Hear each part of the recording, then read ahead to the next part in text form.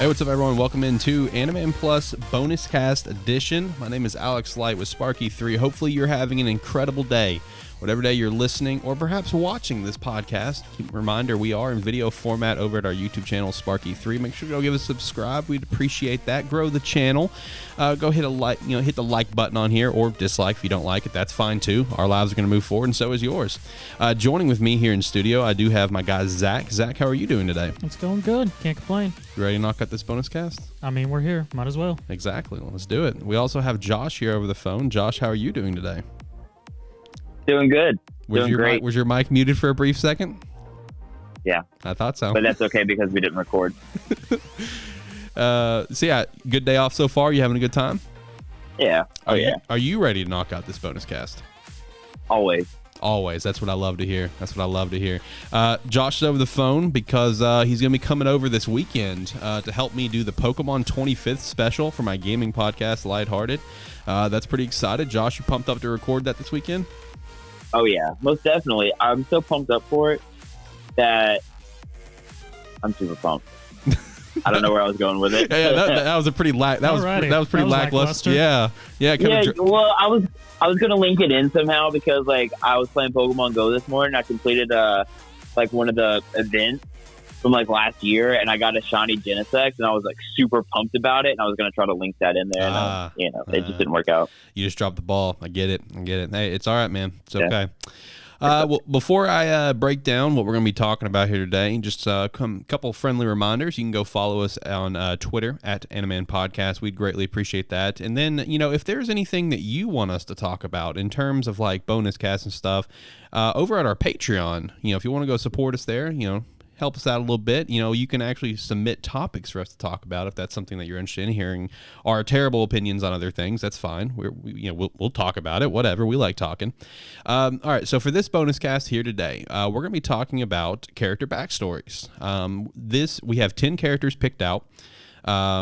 10 different, ones picked out, and they're not ranked. Let me stress this. We're not ranking them, 1 to 10 or anything. This is just our personal list of some of our favorites. We're going to each talk about one, leading up to the very end. Let me get rid of this spam risk phone call here. Up to the very end where we'll all talk about it. We got some honorable shout outs. It's going to be a good time. And I will say, when it comes to this list, there are some others that we would like to put on here, but just due to spoiler reasons, because it's it's set to be animated or whatever, we're not going to. They'll just be an honorable mention. If you know, you know. All right, so let's kick things off at number 10 here. This was one of mine. I have the Elric brothers from Fullmetal Alchemist. Fullmetal Alchemist is one of my favorite stories of all time. Their character stories is one of my favorites of all time. But in terms of their backstory, I do feel like it is a little bit on the shorter side. There's not enough meat to it compared to maybe some of the others, but what they do have is massive. So when it comes to their backstory, you get to dive into it very early on in the series. For both Brotherhood and the original, it's like episode 2 or 3 around there. Real early on. Yeah, it kicks it off pretty early. They don't have their dad. Their dad left them at a very young age. You find out more about that later on. So it's just them and their mother. Their mother ends up coming down to a sickness and passing away. Keep in mind, these kids are I think they were maybe 8 or 9. I think around there was their age. Sounds about right. They are around that age range, and they decide to do the big taboo when it comes to alchemy and the Fullmetal Alchemist world, and that's try to bring someone back to life. So they gather up all the materials, the base components of a human. Basically, you get to hear that in episode 1 for both of them when he's talking to Rose. He goes through every component for a human being, and he had just you can just go buy that off the market, So they go through, they get everything set up to attempt to bring their mother back. They begin the transmutation. All shit breaks loose. Equivalent exchange, man. Their idea of equivalent exchange was a drop of their blood, for their entire mother. And what happens in this process is Al loses his entire body. His entire body gets taken by the other side, the other side of the gate. Ed loses his leg, and then in an act of desperation, he sacrifices his arm to at least attach his brother's soul to a suit of armor. And these are just kids, man. These are just kids, and this just absolutely just terrible thing happened to them. Granted, they brought it upon themselves, but then it became that while that is pretty much the gist of their backstory, that single thing is what set up every single tragic event to follow. And that's why I do feel like it was good to talk about, is because this entire story, it's a tragic story from beginning to end with things that happen, man. Things that, that they encounter. There's a few bright moments here and there, but I mean, throughout this entire story, it is a tragic ride up until the end, where they're finally able to have some happiness. Al gets his body back, whatever. But from beginning to end, man, it is a roller coaster of just sad emotions that happens to these two kids, with their ultimate goal of trying to just fix their bodies, try to fix their mistake. Dude, it's tragic, because like I said, it's just that one single event set us up for such a tragic ride, is why I felt like it was a good one to put on here. Next up on the list, I'm going to pass it over to Zach. Zach's got a couple to talk about here. What you got going on? So the first two I want to talk about is actually a couple from the series Picano, which I've specifically chose these two because these characters are one of the few that stands out. Because just a quick synopsis of this is an anime that tells 3 different stories across 12 episodes. And the same thing about this series is they're all at different points in time. Okay. One is during the 50s, one is during the 20s, and the other one's like back in 1800s. Because, they all just have their all different stories, but they're all connected. And it's just a great series where it shows all these separate stories have some slight connections in a weird way. And the 2 characters I'd like to point out from it is Isaac and his wife Miria, who are pretty much gypsies. Okay. The 2 of them are gypsies. Like, your first interaction with them in the series is they're in some mountain in somewhere randomly attempting to dig for gold after the gold just a bit after the gold rush has happened. It's their quick scheme to get money. And I count this as a backstory just because of how the series is. Because the main focus point you get from them is during the 1950 story that happens on a train. But then you also get the earlier story when they're in New York, and these two are literally just running around New York, just like living it up, just doing whatever. It's just like, oh, this seems like a good idea. Oh, we could take that. And they get involved with a dude who's part of the mob, and pretty much shenanigans happen. Stuff is happening on the train and everything. And these two wonderful people, once the events are happening and everything, because they're interacting with a mob, so another mob hits said mob and murders everyone in this celebration. And they're coming down on the carriages like they're about to kill some other character. And then everyone just pops back up after they've been riddled with holes. What? Yes. Okay. Because Miria and Isaac, being gypsies, took something they shouldn't have. Of course. Makes sense. Because it's more or less set in like 20s time, so gangsters and whatnot, so prohibition and things like that. They stole bottles of alcohol, never specified what, but these bottles of alcohol was a drink that turned people into immortals. Of course it is, right? Yes. Of course it is. So these two, having no idea what this is, they're just at a party celebrating and just go, hey, everyone, here's a bunch of booze. And hands it off to this entire mob family. Right. And makes this entire mob family immortal. Including themselves. That's actually hilarious. Yes. That's actually and this is why I fantastic. love these 2 characters, because literally they're just running around New York, and then on the train story, they're on this train from digging gold to go visit their friends who they made from that escapade in New York. And the entire time, Isaac is dressed up as a cowboy, and Miria's just in a nice big red dress, and the 2 of them just spend the entire dancing, making friends, just doing whatever while this train is being robbed. I fucking love these 2. And I mean, you don't actually get like a real backstory, but just how the series does it, because it doesn't tell one story then go to the next. Each episode has bits and pieces from each of the stories, right? Sort of showing how they connect. So I mean, you have them during the 50s, but then you have this previews, which just I sort of feel like is their backstory, because this is how they became immortals and sort of why they're here. But I just love those two characters. They're just so easygoing and set the mood of any scene they're part of. That just like, sure, why not? It's these two. Sure, they just made a ton of people immortal. They're literally just sitting there while the train's being robbed, like pretending like they can't die, like they can die. I'm glad you added that because that's more on the comedic side, while everything else we have is just sad. Yeah. And I love these two because every action they do, they're completely serious. Like, they're fully aware they can't die during the entire train thing, but they act like they can die at any time. And I'm just like, why? Well, ladies and gentlemen, I'm glad we got at least one, like, nice one on here. Yeah. Because none of these are good. These are all tragic, sad backstories. Which sort of sets the mood of apparently what we consider a good backstory is. It can't be anything happy or chipper besides mine. And I did think about that the other day. I'm just like, damn, this whole list is just really sad. I'm just like, well, I mean, that makes a good backstory, I guess. So Josh, let's hand it over to you. What do you got up on your slate first? I've got Vasht the Stampede. And yeah, his is not a happy backstory. It's actually really sad. Because in Trigun, throughout the series, it's revealed that Vash is not a human, that he is a intelligent plant, like an independent plant. And these plants were used to power the seed ships that were transporting all the humans off of Earth to a different planet.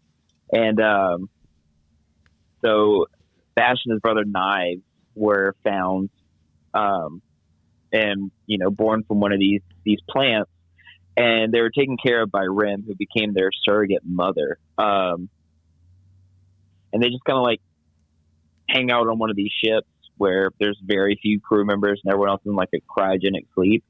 And eventually they discover they weren't the first independent plants to be born, that there was another one named Tesla, who had been studied by the crew of the ship that they're on and subjected to continuous scans and vivisections that eventually led to her slow and painful death. So Knives basically went to a shock-induced coma, and Vash locked himself away, saying that he hated humanity and thought that humanity and plants couldn't coexist, and tried to kill himself. That's where Rim intervenes, and Vash accidentally hurts her, and being horrified at what he done, saves her life. And that's when she shares her troubled past and convinces him to have faith in the limitless potential of the future, and gave him a newfound respect for life. But Knives, on the other hand, still believes that plants and humans can't coexist, and plans to crash the fleet of ships into a nearby planet, which is the planet Gunsmoke that the show takes place on. Knives' intention is to kill every human on board while only saving him, Vash, and the other plants. During whenever all the stuff's like crashing down, Rim puts Vash and Knives into an escape pod and stays behind to correct the navigation to save as many people as she can, which ends up killing her. So, that's kind of the first sad part, or the second sad part really, is that, their surrogate mother ends up dying. That's when Knives reveals to Vash that it was that he had done it. He had crashed all the ships to kill everybody. And once their pod lands on the planet, Vash, not knowing what to do, just follows Knives around. And I guess to put it in context too, in the manga, Vash and Knives are 150 years old. So they're pretty much watching all of humanity rebuild from scratch this entire time. And so all this is happening. Eventually they separate after Vash is captured in a small town, and Knives kills all the town people to save Vash, which kind of horrifies Vash, because at this point he has like a love for life and he doesn't want people to die or be hurt, and shoots Knives, and Knives cuts off Vash's arm, which gives him the mechanical arm that we see in the series. And then later on, this is about before the manga starts, is Vash travels to the city of July to find Dr. Conrad, who was one of the people on the seed ship that helped Rim keep Nags and Vash secret so they wouldn't get the experimented on. But once Vash gets to July, he's confronted by Knives, who's already forced Conrad into his service, and then captures Vash and decides to activate Vash's dormant powers, which we don't see till the end, closer to the end of the series. Vash's true power, but during this experiment, the plan backfires, and Vash's power ends up destroying the city of July and all 200,000 people, which gives Vash the name of the Humanoid Typhoon. And I believe a few months or maybe years after this is when the actual manga starts, which in my opinion is a really good backstory, and it's really sad. No, yeah, that was actually really solid. As someone that has not checked out Trigun, really being me, that was a good little history lesson there. You know what's really confusing for people who've never watched Trigun? The fact that it's a story about humans versus plants. Yeah. True. Yeah, pretty much. All right, that was a good one. Let's hop over to the next one. Another one of mine. This one was kind of tough, man, just because there was a couple different characters. If we were going to pull something from this series, it was kind of tough which one. But for me, with the one we're rolling with here, also because we don't want to spoil stuff for people, I'm going to be completely real with you guys, is Eri from My Hero Academia, the little girl. Who's obviously a primary focus in season 4. Man, hers is fucked. That's just the bottom line. Hers is fucked. I'll just go ahead and say it. Yeah. So basically, when it comes to her backstory, is the starting point is when her quirk awakened, and she accidentally made her father disappear. So her father's done. Her father's dead, gone, because she accidentally made him disappear with her quirk. She's the granddaughter of a mob boss. Okay. And when her quirk awakens, I'm drawing a blank on how to pronounce his name. Overhaul. We'll just go with Overhaul. I forgot to pronounce his actual name. Once her quirk awakens, Overhaul, one way or another, puts the grandfather into a coma. So he can take Eri and use her for experiments because of her quirk. And then from that point forward, she's just in a constant round of torture every single day, where he basically kills her every single day, just experimenting on her, but just to bring her back over and over again by draining her blood over and over again, turning her into basically nothing thanks to his quirk, just nonstop, just trying to, take her quirk and turn it into a weapon, basically, to help eliminate quirks, as we saw throughout season 4. Yep. Season 4 is still the best work of the anime so far, at least the first half, for sure. And it's because of Overhaul. It's because of the backstory that you get with Eri, everything about it. And when it comes to Eri, the only downside to her backstory is the payoff, right? We still haven't seen a full payoff yet. I understand that we got to see her smile finally, at the concert at the end of season 4, and that was a great moment because of everything else that happened beforehand. Because I mean, with everything that she had been through, all the torture with Overhaul, she's afraid to trust anyone else. We see that at a couple of points when she's first introduced. She's sitting there saying to Deku to help, and then when Overhaul basically, it starts to take off his glove, that's when she runs to him because she doesn't want anyone to get hurt. Same thing when they're down in the base. He starts yelling Overhaul does throughout the base, saying it's like, "Hey, Eri, if you don't get back here, I'm going to kill this guy. Do you want more dead people on your hands because you're not coming back?" Which then prompts her to, leave whoever she was with that was trying to help get her out, whatever, to go back to Overhaul. Just the pure trauma that she has, where she can't get away from this. And even after everything was said and done, like Mirio and Deku all were just like, she's still under Overhaul's clutches, even though he's not here. Because of just the pure amount of trauma. And when in terms to, like I said, her payoff, that's the only knock to her backstory, is that we have, even still at the manga, we haven't got a full payoff yet. We got the great moment of where she finally smiled, which was also in the animated beautifully, of where you see Overhaul's shadow kind of go away from her as she starts to smile. That's a beautiful animated moment I just want to shout out. And then we do get one other bit of payoff that I cannot mention because it is manga only. It's going to be it's like season 6 of My Hero, and it's a phenomenal moment, mind you. It is. You think that's going to be season 6?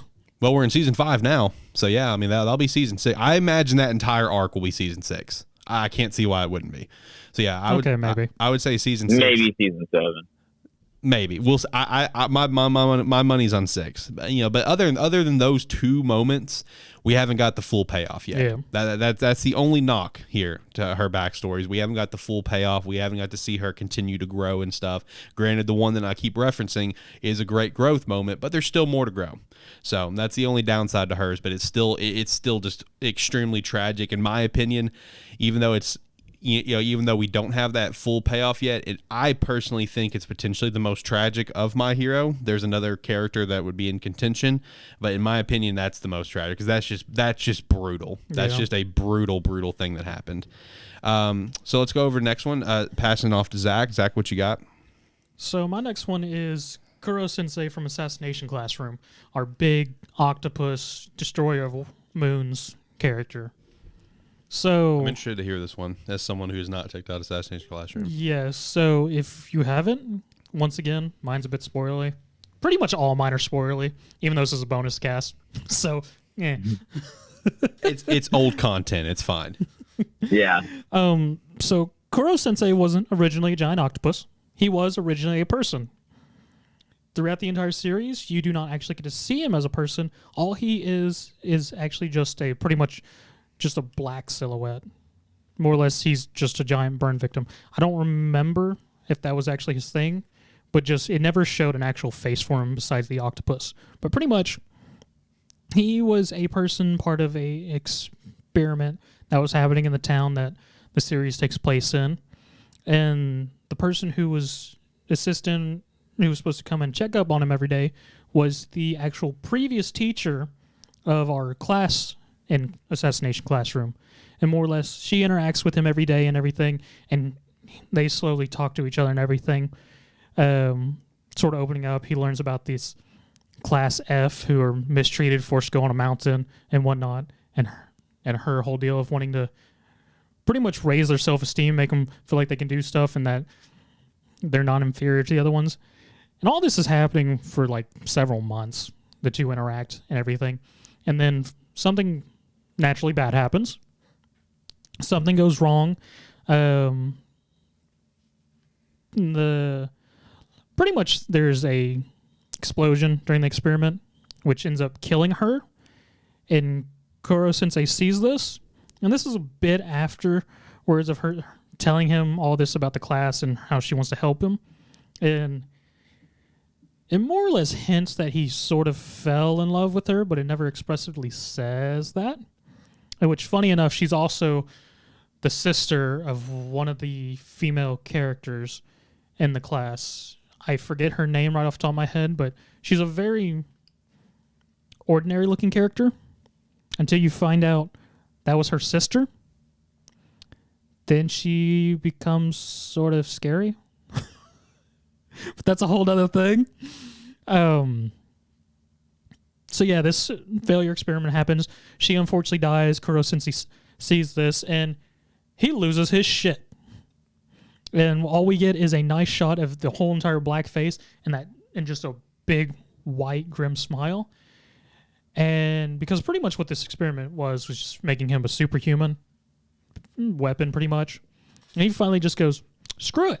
Destroys the lab, kills a couple people, destroys the moon, and more or less goes, I'm going to kill you all. And the only thing you can do to try and preserve yourself is I'm going to teach this specific class and they can try and kill me. I'll even give you the weapons to allow them to kill me. But if anyone else does anything, I'm a murderer of this planet. Which thus leads into our main story of this F class who spends their year attempting to kill their sensei. So yeah, that is Kuro Sensei's backstory. Oh, that's interesting. I'm gonna be completely honest. Since I've never checked out Assassination Classroom, never even looked into it. I didn't know he used to be a human. I'm gonna be completely real. Yep. I apologize. I'm not a real anime fan, I guess. I didn't know that. No. That is news to me. So that is interesting. And I mean, one thing about Assassination Classroom, it is one of the series that it is fully animated, the entire series. Okay. Might have to look into this at some point. Let's pass it back off to Josh. Josh, what you got on the slate for us? Yeah, we're going from a fully animated series to one that has been on hiatus for about 900 and 6 odd days. Hunter x Hunter. So my next one's going to be Killua Zoldyck. Which I guess his backstory is not really happy, but it's not really sad either, because it's just kind of normal. Because he's from a family of assassins. He's basically the heir of this assassin family. And since birth, they put him through extensive training to become the perfect killing machine, where he undergoes various forms of torture and all that kind of stuff, which, again, he doesn't really have any hard feelings about it through the series. So, I mean, it's not like super tragic. It's just part of his job. When we get to the York New City arc, there's they get to Heaven's Arena and find out that Killua had made it to the 199th floor at 9 years old, which is very impressive considering at 9 years old he didn't have any use of Nin. And when we meet Zushi, he has a pretty good understanding of Nin and can't get past the first floor. So just to show how much his, assassin training really like put him above other people. Because of this, he has like lightning fast reflexes and superhuman strength. He can like take someone's heart out before they even notice. He can decapitate someone just by kind of flicking his wrist. And when he does start to learn Nin, he can transform his aura into electricity, which according to Tezgera during the Greed Island arc is pretty much impossible unless someone has been like exposed to thousands of volts of electricity over the course of years. So that just kind of goes to show like how much he was kind of tortured as a kid. And even during like when Gon and Kurapika and Lorio go to Killua's like family's mountain and stuff, you just see like Killua getting like tortured and stuff, and it's nothing to him. Like it doesn't even faze him. So I mean, not one of the better backstories, but it's still really cool because he's a really cool character, and Sure. It's one that is cool without being like overly sad and not really happy. It's just especially when you look at it through his eyes, like that's just how life is. It is what it is. Yeah. My favorite saying in life. It is what it is. Yeah, it is what it is. Yeah. Alex, you wanna tell us about your next one? Yeah, and I want to go ahead and say this. For me personally, this is probably one of my favorites of all time, if not my favorite. It's not higher in this video. It's not going to close it off because I don't think it's the overall best. It's just one of my personal favorites. But that's actually Meliodas from Seven Deadly Sins. I feel like everyone can agree it's a good backstory. I feel like everyone can agree to that. But like I said, I don't think everyone's going to sit here and say it's the best. It's just one of my personal favorites because I remember when I read the chapter that gave his kind of tied the knot in the backstory, tied the knot on the questions that you would have at the end of season 2. Because basically my history of Seven Deadly Sins is I watched the first 2 seasons plus the season 2 air quotes of the OVA, whatever. I watched all that and then I started reading the manga.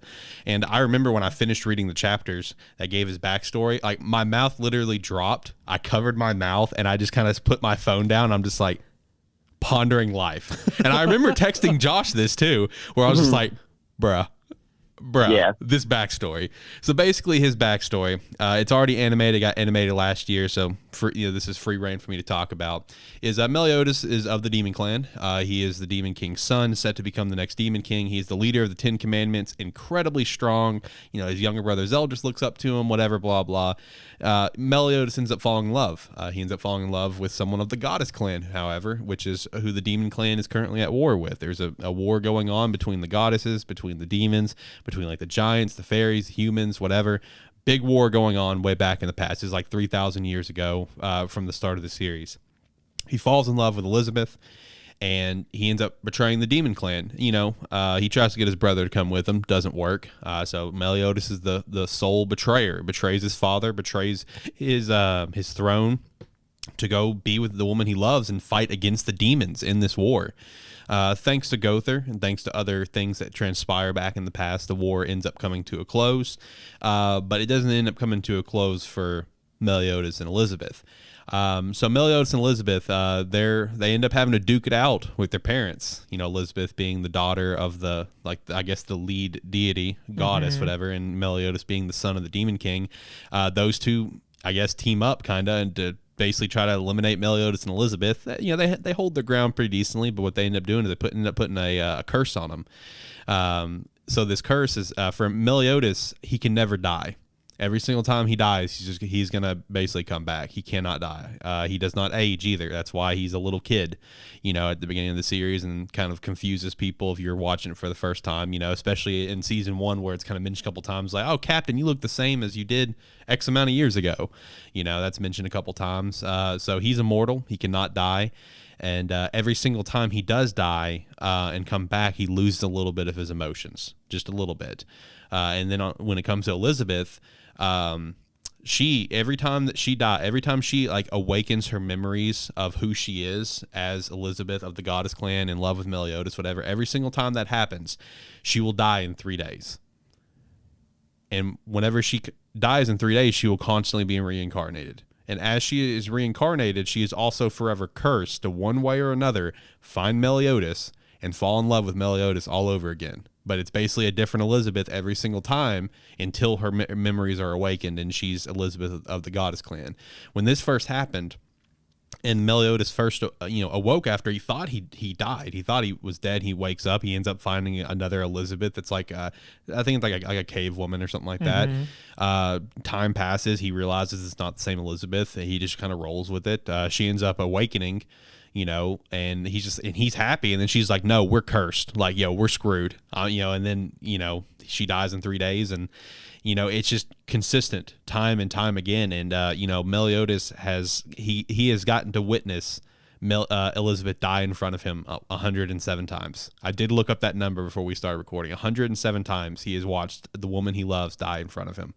You know, just to consistently continue to, you know, in this cycle that he's trying to break. And, you know, every single time this happens, he falls further and further, you know, deeper into darkness that, you know, obviously he's a demon. That's part of his thing. But all this is also where the Demon King kind of wants to take over his body type of vibe, you know, him continuously just losing his emotions. And, you know, watching season 2 primarily is the best reference to where it really draws some questions, because, you know, in season 2 when he fights the commandments by himself, he dies. You know, Esterosa stabs all, I think, 7 of their hearts, I think is what they have. You know, he kills Meliodas, and then he comes back a few episodes later, and you as the viewer not reading the manga, you're just like, okay, I know this series is kind of all over the place with its powers, but how does he come back kind of vibe. You have a nice shot at the end of season 2 where, you know, Meliodas, you know, is crying to Elizabeth, where it's like, if I want to save you, you know, I may have to become someone I don't want to become. And at this point, Elizabeth still hasn't awakened her memories. She doesn't awaken her memories until season 3. And that's when she finally awakens her memories and she's unconscious, is when Meliodas finally tells all the sins of their backstory. You know, at this point, it's a mystery to everyone. And to tie into just like how much that hit in that episode or chapter is literally right before this happened. You know, Bond, who's like Meliodas' best friend, made a comment to Meliodas, where, you know, he made the comment to Meliodas where it's like, you know, you don't know what it feels like to watch the woman you love die twice. And this was right before Meliodas told them all the truth. So even you as the viewer and the reader, you don't know the truth. Yeah. This was like a chapter before. So then after Meliodas tells the truth, Bond is just like, oh, fuck. Bond felt obviously horrible. So, man, I'm telling you, that is probably my personal favorite, just because like of how just brutally tragic that is. It's like a Romeo and Juliet times 10 million is the way I view it. Like, it is. Oh man, it is so brutally tragic. I love it. It's probably my favorite personally. All right, so hopping over from there, let's pass it back to Josh. Josh, let's talk about a little bit of One Piece. One Piece has a lot of great backstories. Why don't you give a couple shout-outs to some solid backstories in One Piece, and then let's talk in detail about the one we have picked out here. Yeah, so couple shout-outs. You know, we'll go Robin. Robin had a good backstory. A good Nami, Sanji, Brooke, Chopper. We'll talk Frankie. about this later. Yeah, Frankie's was pretty good. We'll talk about it later on AniMan Plus. But I just finished watching the latest Odin episode. Odin's backstory is really good. Yeah, it is. One Piece, if it does anything right, it gets backstories right.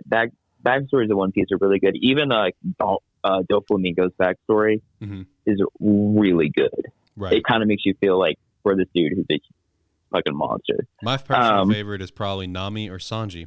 Just a random little shout out there. Those are probably my personal favorites. Zach, you got any personal favorites? There's a lot of good ones. From One Piece? Yeah.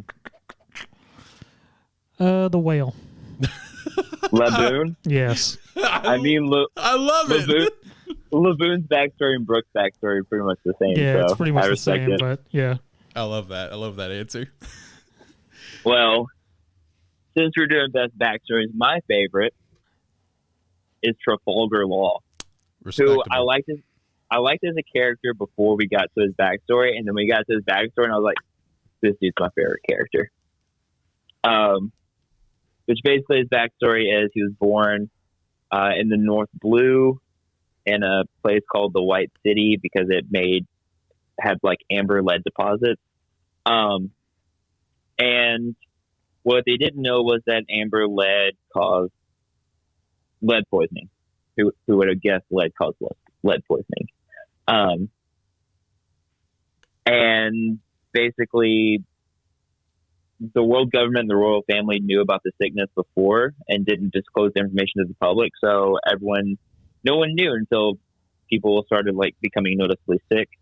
Law's parents were doctors, so they were trying to do everything they could to help everybody, but they didn't really have the supplies to do anything. And his little sister was actually in advanced stages of the disease and was slowly dying. So this town was basically in a war with another country, or this country was in a war with another country. So during this whole like epidemic that was going on in this country, they're also being attacked. And a nun was like taking children to like take them from the island to a safer place, and she offered to take Law, and Law was like, no, I'm not leaving my family. And goes back to his parents and finds out that his parents are dead. Goes back to find his parents, and then when he gets there, they're pretty much killed right in front of him. He goes back to find the nun that had taken up the children away to see if he can go with them, and found that the nun and all the kids had been murdered. And then he goes to the hospital to see his sister, to find that hospital had been burned down with his sister inside. So basically, in a matter of hours, he pretty much lost everything. And he was only able to escape the country by hiding under the dead bodies they were carrying out of the country. And eventually makes it into the Don Quixote pirate group, which is led by Doflamingo. And just, kind of hangs out with them. And eventually comes to form a closeness with Corazon, which is Doflamingo's younger brother. Who kind of treated Law like shit at first, and then later on they got kind of, got close. And basically, during that time, Corazon and Law pretty much traveled the world trying to find a cure for this amber lead sickness that was going to kill Law. And then, sorry, I'm spacing out. I'm trying to remember everything. I love how you took notes for the other two, but you didn't take notes for this one. I know. I was like, I could remember this one. I know this one by heart. But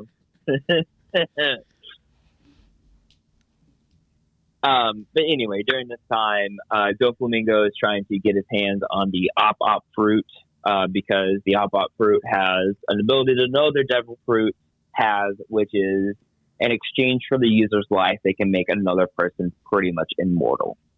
And that's what Doflamingo wants, because not getting into Doflamingo's backstory, he basically wants to ruin the fucking world because the world ruined his life. And Corazon ends up finding the op fruit and feeds it to Law in hopes that he could use that power to maybe heal himself. And unbeknownst to Law this entire time, Corazon's actually a member of the Navy, keeping tabs on the Don Quixote pirates. So Corazon basically puts Law in a soundproof in a crate, and Corazon's power is basically to make things silent. Makes it so it's a soundproof barrier, and nobody could hear that Law was in there. And Corazon creates a diversion so that Law can escape, because Doflamingo is going to use Law to use the op fruit to make him immortal. And Corazon's like, I'm not letting that shit happen. And then,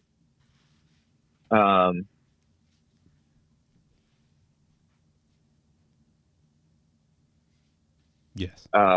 Put him into the chest, and I'm sorry. I'm so bad at this. I'm not prepared. I mean, you're almost there. You're so close. You're at the end. Yeah, I know. You're the One Piece expert of AniMan Plus. I know, and I'm trying to remember everything. No, but then after he does that, Corazon reveals to Doflamingo that, he was doing it.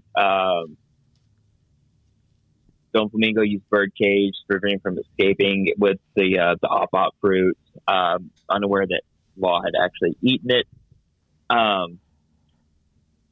So Corazon realized his death was pretty much inevitable and just resigned himself to saving Law. And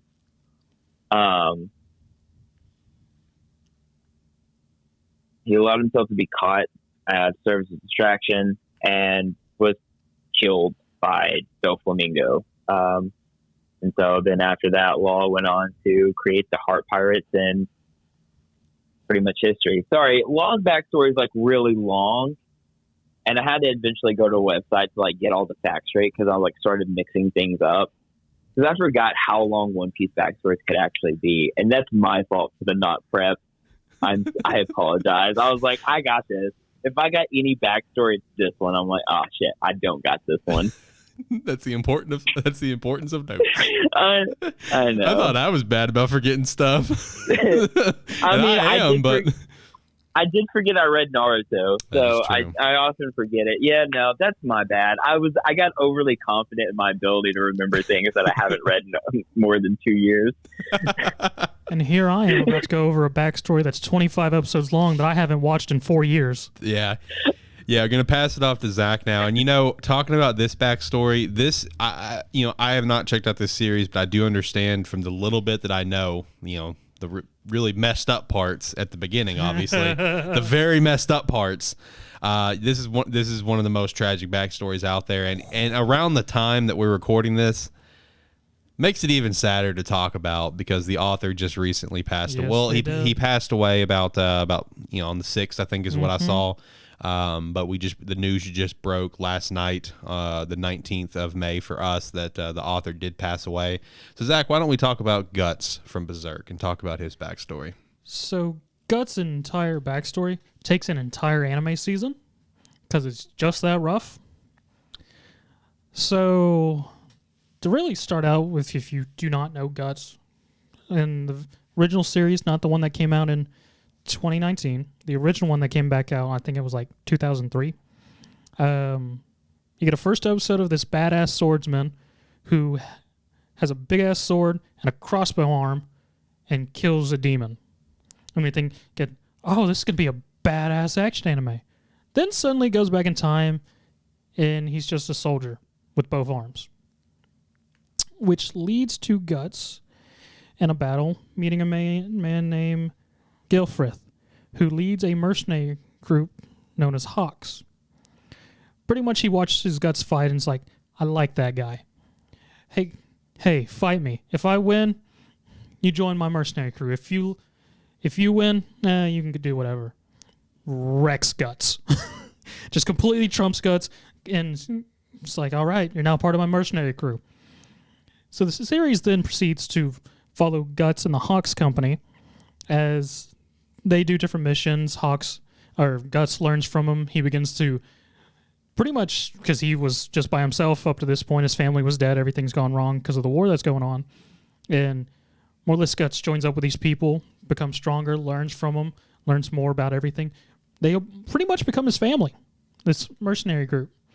And Guts eventually chooses to, after time has passed and everything, he eventually chooses that for him to continue growing stronger and powerful, he needs to leave the whole bonds of the group and go out on his own and learn more by himself. Well, Gilrith isn't very happy about this, and when this happens, more or less tells Guts, if you want to leave, you have to beat me. So they once again duel, which leads to Guts winning this time, beating Gilrith.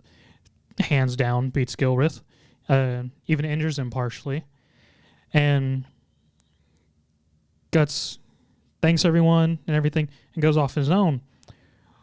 Well, this leads down the dark path to this backstory, because this defeat breaks Gilrith and leads to him making some very poor decisions, such as, I'm going to go sleep with the princess of a kingdom as a one-night stand, and just thinks he can leave.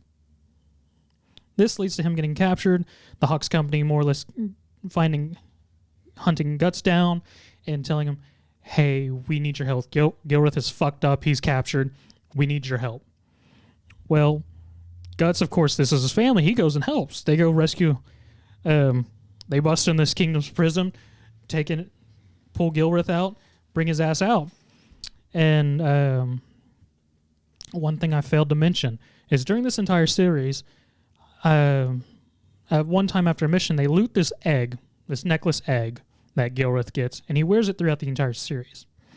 And the egg is sort of weird because it's an egg, but it has like a weird face on it. And this becomes prominent later after all this happens. They rescue Gilrith, they bring him out, because this egg has, I forget exactly what it is, but it has a tie to the demon world. And I forget, pretty much he gives his blood to the egg. He makes a deal with a group of demons to become all powerful, pretty much. And pretty much after losing that fight to Guts, when Guts leave, Gilrith more or less had the company as he was the strongest. They were all there for him. It was his group and everything. And with him losing to Guts, he felt he had become too weak. He couldn't hold it together anymore. And more or less in his desperation, makes this deal with these demons. Why this matters for Guts' backstory is because he now sees Guts as his enemy, to the point where Gilrith uses these demons to kill the entire Hawks Company. Murders everybody who was supposed to be a family. He murders everyone, lets Guts be aware he's murdered everyone, sees all their dead bodies and everything. And then one of the people in part of the group, Casca, who was pretty much a top of the group, female, her and Guts had a whole thing the entire time. Not towards the end of all this happening do they actually get together and everything. So Guts went on a mission, comes back, finds bodies of everyone and these weird creatures he has no idea. And Gilrith shows up and just like, I don't remember exactly, but pretty much what goes down is Gilrith has the demons hold Guts down. They cut off one of his arms, and Gilrith fucks Casna in front of him while the demons are holding him down and murdering the little bit left of the company. And Guts has to watch that. And if I'm remembering correctly, he does not kill Casna, but he takes her prisoner as sort of like a trophy at that point in time in the series. And thus we get Guts the Demon Slayer. And he makes it his sole goal to hunt down Gilrith and kill all those demons. Okay, there's also two other things that I read that's kind of like the very, very beginning. And the first is like his birth. His birth is already like immediately like set up for failure. Because like he was, but wasn't he like his mother was like basically just immediately dead, and Guts is just like a baby in a pool of blood when he was found. That sounds right, but again, I haven't watched the series in like 4 years. Okay, and then the other thing that I read, which again I didn't know this, which is very early on in the series, while he's still a kid, Guts was assaulted by one of the members of the group, because the leader of the group what's his name, Gilrith? Yeah, Gilrith. Yeah, he sold Guts off for a night. Yeah, that is right. That did happen. Yeah, those are the two things that I read online. Like, because like everyone's just like, yeah, so he was born basically into a pool of blood and was found by these mercenaries or whatever it was. And it's like then it all went downhill there from there. Yes. And then he was sold off for a night, and he was assaulted as a boy by one of the members of the gang that later on Guts ended up killing. Yeah. Yeah. That's stuff that I read. I don't know if this is like an alternate series of it, or like or what. There's also quite a possibility, because I only watched the original series. I didn't watch the new one. Mm-hmm. Mm-hmm. So there may have been some Fullmetal Alchemist stuff type happening. Right. Yeah. So right. I more or less went back off the backstory that I remembered. Either way, they're both tragic. Yeah, no, they're super tragic. Yeah. Guts' backstory is very depressing after I got a chance to read it. Which, now that you say that makes a lot more sense, because I don't really remember that from the original, because it was mostly him as an adult. But this newer series, which I'm pretty sure was more close to the manga, was real rapey. Yeah. All right, so before we get over to the last one here for this bonus cast, let's go through some honorable mentions. So the first one, this is one that I was very debating put it on here, but the anime itself is still ongoing right now and still new. And while what we've seen so far, I feel like was enough to put it on here, I went and read some more about it, and there's still so much more to come that we're going to get to see. And that is Shin Nozen, the leader of the Spearhead Squadron in the new series 86 of this current ongoing spring season. Definitely go check out 86. It's phenomenal. Of course, we got Levi from Attack on Titan, Vegeta. Whoa. His name's Levi. See, me and Zach were literally just talking about this before we ever started recording. And me and Zach's like, I think it's Levi. I don't know. I don't watch Attack on Titan, so. Why didn't you ask me? I put myself through that. I would have at least known his name. It's Levi. Levi. Well, whatever. Next up, we have Vegeta. Then we have Denji from Chainsaw Man. Kurapika from that's Hunter x Hunter, right? Kurapika, yeah. Kurapika. Okay. Well, you guys know. Kurapika from Hunter x Hunter. You guys know how bad I am with names. This is nothing new. Of course, we have Bond from Seven Deadly Sins. That's a good one. Urza from Fairy Tail is a good one. Scar from Fullmetal Alchemist. Shinra from Fire Force. That's a good one too. It wouldn't be a bonus cast without me talking about Kaito Hitman Reborn. So my little shout out there is Chrome. And then I also thought of another one from Noblesse. Rai, Frankenstein, and Muzaka. All of them good backstories. They all kind of tie together. Yeah, they do. They all kind of tie together, but it's all good. And now that leads us up to our last one here, which is coming from Naruto. Naruto is similar to One Piece, where it has a lot of great backstories, man. Obviously, we have the protagonist, Naruto. We have Gaara, his is very similar to Naruto's, but a lot more tragic for sure. Kakashi has a lot of sadness to it. Even Obito's is is obviously not a great one. Sasuke is not a great one for various reasons, but the one that is probably the most notable and the best has got to be Itachi. Yeah. Definitely. His has got to be the best. We've talked about Itachi's backstory a little bit in our Deaths bonus cast a while back. And, basically throughout this entire series, throughout all of part one of the anime, Itachi is built as this, incredible antagonist. Okay. That's how he's been built up this entire time.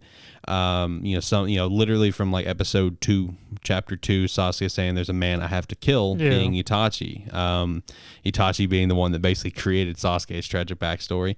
Itachi murdered his entire clan. This was established very early on, Sasuke and Itachi being the only sole Uchiha survivors, or so they thought.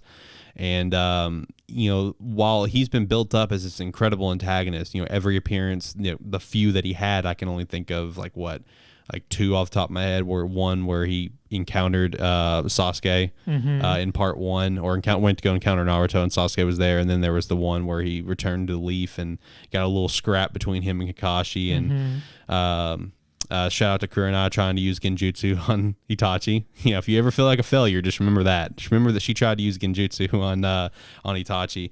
You know, so he's been built up as this massive villain, and finally we get to part 2 of the series where Sasuke and Itachi's throwdown finally happens, and Sasuke ends up coming out on top. By the end of this fight, you know, you're left with questions because, you know, there at the end while Sasuke's out of chakra, you know, up against the wall, Itachi's slowly walking towards him, you know, instead of taking his eye or whatever, like it was kind of set up and teased that he was going to, you know, because, you know, up throughout, you know, beginning of this fight and stuff, Itachi was kind of like a little bit on the crazy side. It almost seemed like, you know, all just a big act, man. He just gives Sasuke the little tap on the forehead that he always gave him, and then he just dies. And then you get the full backstory that, you know, Itachi was actually a double agent the entire time for the Hidden Leaf, keeping tabs on the Akatsuki. You know, he killed the Uchiha family per order of the third Hokage because the Uchiha family was planning to take over the village. You know, he chose his side, and he chose his side to stay loyal to the village. And when it came to this, you know, there was already people who were fans of Itachi at this point because he was like the mysterious badass older brother. You know, like you didn't really know much about him other than he was just like a hardcore badass, basically. But you know, in the matter, you know, for anyone that did not like Itachi, didn't care for him, in the matter of one chapter, that all changed, and everyone became the biggest Itachi fans because of just how much he sacrificed, you know, to, you know, get to the point where he was at, you know, how much he sacrificed, you know, just for the sake of the village. And when it came to this, you know, his one condition was to the third Hokage was to protect Sasuke. That was his one condition. You know, because he couldn't bring himself to kill his little brother, you know, and you get to see more about, you get to see more about the night the Uchiha clan was slain from Itachi's point of view. You get to see whenever he goes to kill his parents, and his parents just like, okay, so you've chosen your side, you know, blah blah. Please protect Sasuke. You know, I think the mother said, you know, you truly are a kind child, and Itachi's over here crying in front of his blade before he kills him, and then then he obviously completes the kill, and then has to like basically quickly do a little 180 because that's right when Sasuke happens to walk in, where he's trying to basically get. You know, he doesn't want to drag Sasuke into this entire thing. You know, he's a little kid at this point. So he basically then immediately puts on a front that, you know, I was just testing my abilities. You know, I wanted to see how strong I've really become. So I wanted to kill the whole family because of that. It's such a powerful backstory.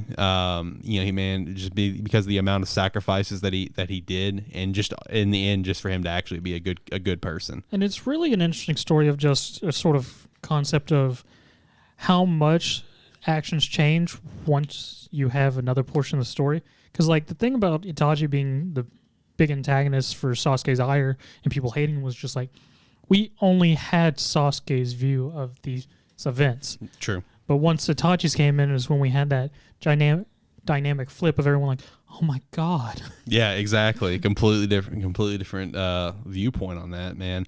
It's one of the best backstories out there. I don't think anyone can disagree with that. Naruto just has a lot to, you know, offer in terms of backstory. It was very tough to decide which one we wanted to focus on. Yeah. You know, Gaara and Naruto obviously both being Jinchurikis as kids. They were both mutually hated by their villages. You know, Naruto grew up with no parents. Gaara grew up with a dickhead of a dad, you know, who even tried to get him assassinated at one point. And then, you know, of course, Kakashi, his dad, you know, his backstory really started to go downhill when his dad committed suicide. And then losing his, you know, what he thought was losing Obito, you know, in the war. And then later he ended up killing Rin himself, you know, his sensei, and sacrificed himself when the Nine Tails attacked. You know, lots of tragic backstories, man, throughout Naruto. Neji has a pretty tragic one as well, with the side of the Hyuga clan that he's on, which is like the lower side, you know, not like the royal family side of it, air quotes here, however it was referred to. Lots of good stuff to come out of Naruto. And like we already talked about, same thing with One Piece. One Piece and Naruto are two series that don't miss on backstories, really. Like, they both have such a large cast of characters where there's so many good backstories across the board for them. Josh, do you have anything that you want to add with Itachi or Naruto before we kind of just wrap things up here? I mean, I feel like Pain had a really good backstory. Yeah, you're right. Pain did. Yeah, Nagato. Yeah, he did. That's a good shout out. He really did. Yeah, Nagato, Conan, and drawing a blank on the other guy's name. The name that Pain took the body for. I'm drawing a blank on his name. Yeah. Nagato and Conan. I don't remember the other one. I'm drawing a blank right now. But Nagato did, man. That's a good one for sure.